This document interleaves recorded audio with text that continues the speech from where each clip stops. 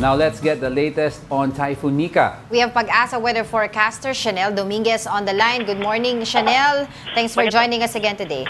Magandang umaga din po sa inyo at magandang umaga din po sa mga tagapakinig po natin. So, update po muna tayo dito po sa bagyong Sinika. At kanina pong 8:10 a.m. ay tuluyan na po itong naglandfall dito sa may Dilasag, Aurora. May taglay na rin po tayong lakas ng hangin na 130 kilometers per hour at pagbugso ng 180 kilometers per hour. Ito'y kumikilos west-northwestward sa bilis na 15 kilometers per hour.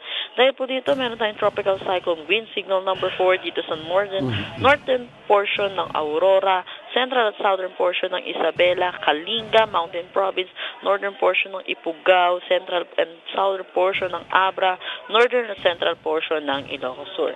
Signal number 3 naman dito sa central portion ng Aurora, nalalabing bahagi ng Apayao, northern portion ng Quirino, Nueva Vizcaya, rest of Isabela, southwestern portion ng Cagayan, rest ng Avra, northern portion ng Benguet at southern portion ng Ilocos Norte.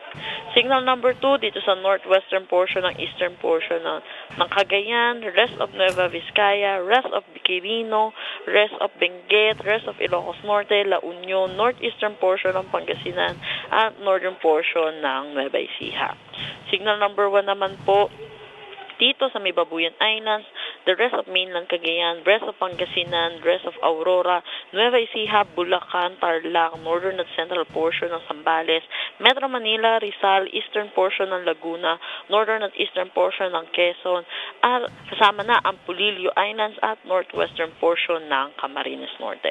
So nakikita po natin yung forecast track po natin dito kay Nika, ay possible po lumabas ito ng ating Philippine Area of Responsibility bukas po ng umaga or ng hapon. At ito po ay possible mag-weaken into a severe tropical storm dahil po sa pagtawid niya dito sa ating kalupaan.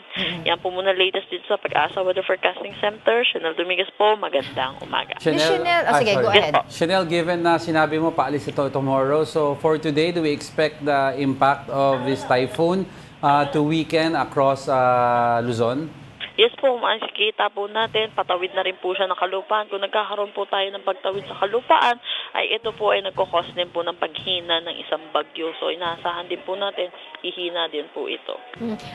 Over the weekend, may nakita po ko ilang sa mga announcement po, no, bulletin, weather bulletin ng Pag-asa, at nakalagay po doon, may mga possible storm surge. Yun po ba ay ganun pa rin today, Ms. Chanel?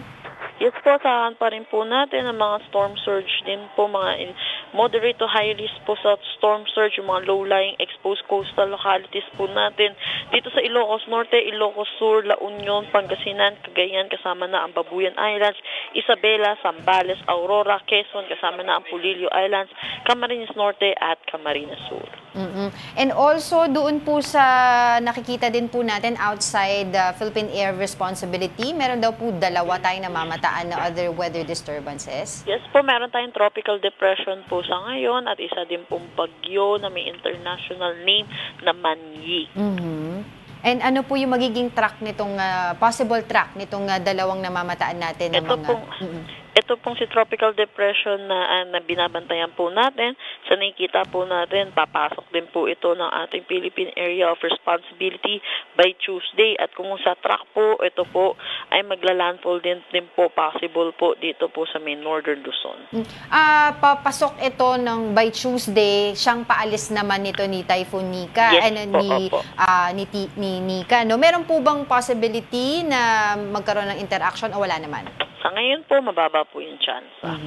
Alright, sige, maraming salamat po sa inyong oras. That was weather forecaster from Pag-asa, Chanel Dominguez.